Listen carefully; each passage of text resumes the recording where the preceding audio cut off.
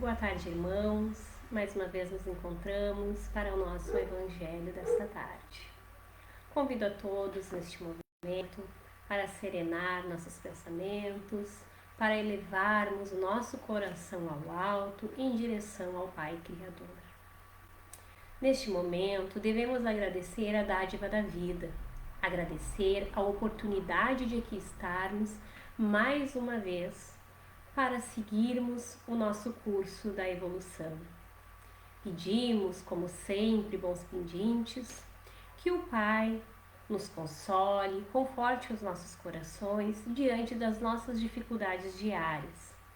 Também pedimos neste momento por aqueles irmãos que estão deixando a pátria terrestre, para que eles sejam socorridos, sejam atendidos de acordo com as suas necessidades. É assim, com o coração cheio de amor, que nós iniciamos o nosso Evangelho desta tarde. Que assim seja, que assim seja. Então, irmãos, o nosso Evangelho segundo o Espiritismo, hoje, a leitura de hoje está lá no capítulo 9, Bem-aventurados os que são brandos e pacíficos. Item 7, a paciência. A dor é uma bênção que Deus envia a seus eleitos. Não vos aflijais, pois, quando sofrerdes. Antes, bendizei de Deus onipotente, que pela dor neste mundo vos marcou para a glória no céu. Sede pacientes. A paciência também é uma caridade, e deveis praticar a lei da caridade ensinada pelo Cristo enviado de Deus. A caridade, que consiste na esmola dada aos pobres, é a mais fácil de todas. Outra há, porém, muito mais penosa e, consequentemente, muito mais meritória, a de perdoarmos aos que Deus colocou em nossos caminhos para serem instrumentos do nosso sofrer e para nos porem à prova a paciência. A vida é difícil, bem eu sei.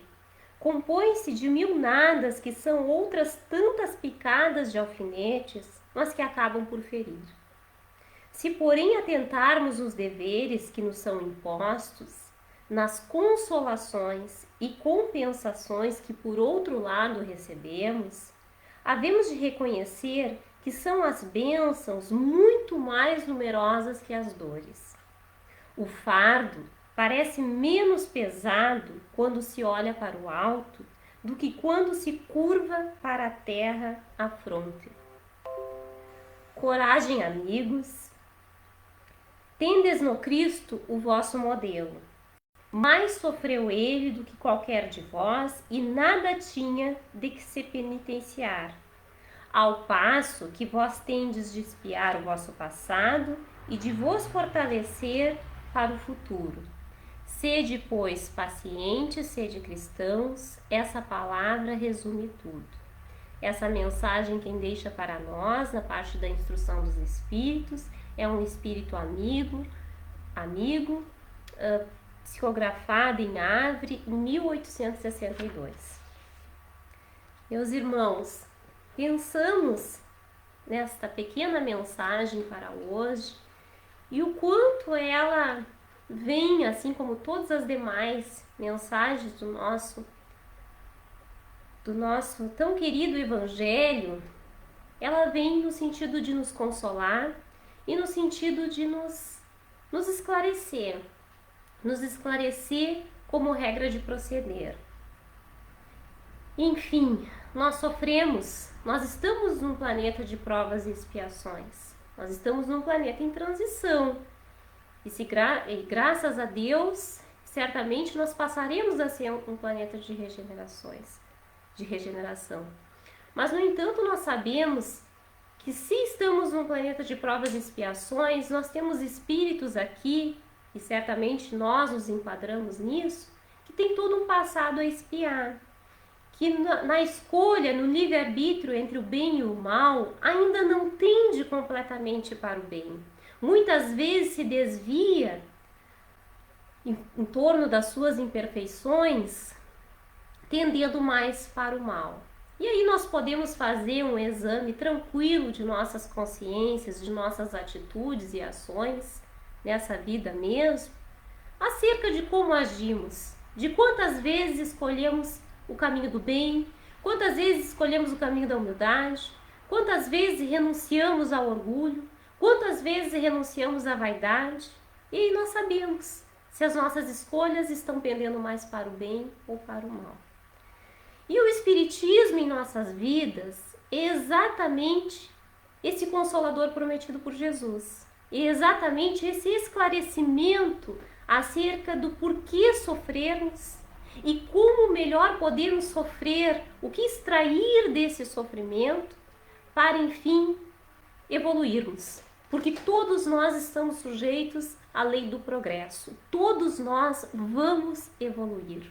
O bem há de preponderar dentro dos nossos corações e o bem há de preponderar sobre o mal, tornando a nossa pátria terrestre um planeta melhor.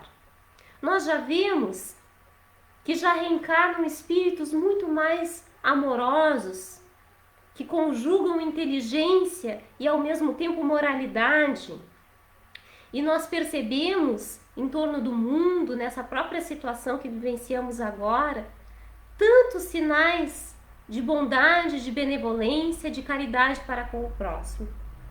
Porém, aqui a mensagem nos convida a refletir sobre essa caridade mais meritória, que vai além da esmola dada.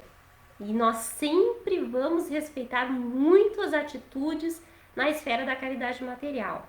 Porém, a caridade que nos desafia mais é a caridade moral. E aqui está nos convidando a pensar se já conseguimos perdoar aos que Deus colocou em nosso caminho para serem instrumentos do nosso sofrer e para nos porem à prova a paciência. Será que já conseguimos? Será que já conseguimos exercitar a paciência para com o nosso semelhante? E a gente não precisa ir muito longe, não. Comecemos pela reflexão dentro do nosso lar. Será que na nossa esfera familiar já somos suficientemente pacientes com aqueles do nosso convívio diário? Será que conseguimos perdoar de coração e deixar que o amor se sobressaia ao rancor e a tantos outros sentimentos que acabam sendo desencadeados pela ausência de perdão e pela ausência desse sentimento de comunhão familiar? Será que já estamos nessa esfera? Então, meus irmãos, ninguém desmerece o sofrimento que estamos vivenciando. E cada um de nós sabe também, lá na sua esfera familiar, dos seus sofrimentos, das suas angústias. Porém, sabemos, para nós espíritas, que o sofrimento é uma oportunidade de aprendizado, seja pedida por nós, ou seja, até mesmo por estarmos resgatando as nossas faltas e erros do passado. Então, sigamos Jesus, um ser perfeito que reencarnou para nos conduzir, nos ensinar como nos reconciliar com o Pai.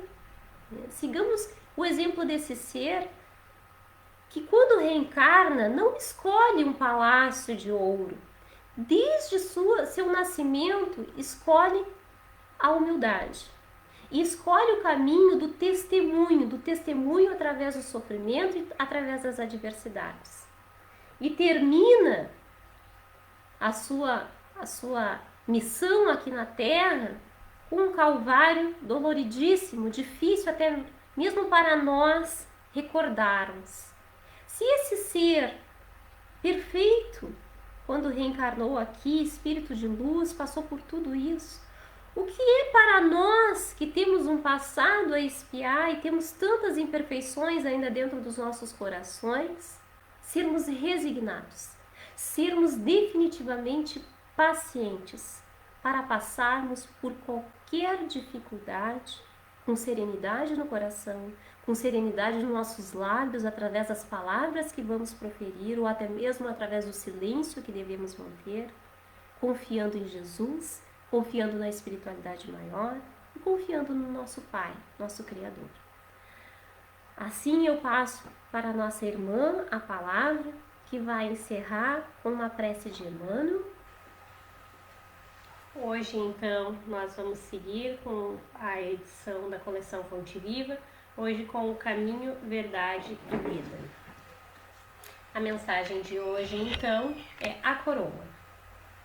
E vestiram-no de púrpura e, tecendo uma coroa de espinhos, lhe puseram na cabeça. Marcos, capítulo 15, versículo 17. Quase incrível o grau de invigilância da maioria dos discípulos do Evangelho.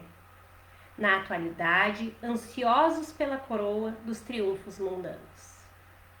Desde longo tempo, as igrejas do cristianismo, deturpados, se comprazem nos grandes espetáculos, com enormes demonstrações de força política. E forçoso é reconhecer que grande número das agremiações espiritistas cristãs, ainda tão recentes no mundo, tendem às mesmas inclinações. Individualmente, os prosélitos pretendem o bem-estar, o caminho sem obstáculo, as considerações honrosas do mundo, o respeito de todos, o fiel reconhecimento dos elevados princípios que esposaram na vida por parte dos estranhos. Quando essa bagagem de facilidades não os bafeja no serviço edificante, sentem-se perseguidos, contrariados, desditosos. Mas, e o Cristo? Não bastaria o quadro da coroa de espinhos para atenuar-nos a inquietação? Naturalmente que o Mestre trazia consigo a coroa da vida. Entretanto, não quis perder a oportunidade de revelar que a coroa da terra ainda é de espinhos, de sofrimento e de trabalho incessante para os que desejam escalar a montanha da ressurreição divina. Ao tempo em que o Senhor inaugurou a boa nova entre os homens, os romanos coroavam-se de rosas, mas legando-nos a sublime lição. Jesus dava-nos a entender que seus discípulos fiéis deveriam contar com distintivos de outra natureza. Então, meus irmãos, com essas palavras de Emmanuel, nos convidando a refletir a partir das lições de Cristo, sejamos simples, sejamos puros e creamos que tudo vai passar e que a Terra vai ficar melhor.